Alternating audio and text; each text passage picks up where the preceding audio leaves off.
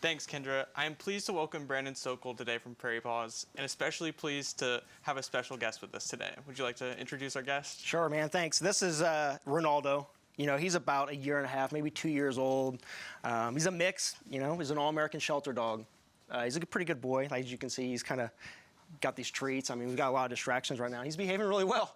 It's great to have you guys both here. So, Prairie Paws is a no-kill shelter. Can you tell us a little bit about what that means and how it shapes the way you care for your animals? Sure, yeah. So a no-kill status for an animal shelter is meaning that they have live outcomes for at least 90% of the animals that come through that facility.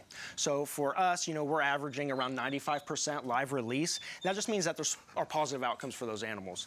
We have government contracts, so we are taking in the animals that are in need in our community. And so we end up with animals sometimes that are dangerous or have dangerous behaviors. Or animals that really aren't manageable medically for a shelter or even like your average adopter.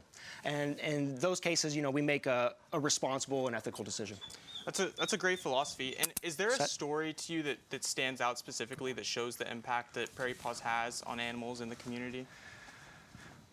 I mean, there's a ton. I mean, we get dogs all the time that, whether they were strays or surrenders that are in rough shape, the owner didn't take the time to instill a lot of training in that animal, a lot of experiences, and to watch an animal come to the facility, maybe lacking some skills or, as a shy dog, and to see them actually progress in our animal shelter rather than degress, that's really rewarding for me. We got a lot of volunteers that come in. They walk these dogs actively. Our team's committed to making sure that they get their enrichment and activity, and we see a lot of positive outcomes with animals that maybe other animal shelters wouldn't be able to do so.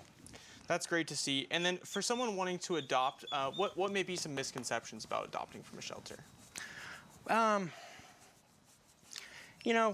It's a big investment or commitment, I should say, and investment. There's a lot that goes into pet ownership, time, resources, and you're bringing another living animal into your house or a living thing, right? So it's not like just picking up a new toy or something like that. Like, this is something that has a lot of demands. And so I encourage people to do research, come in, meet the animal, spend some time, sleep on it.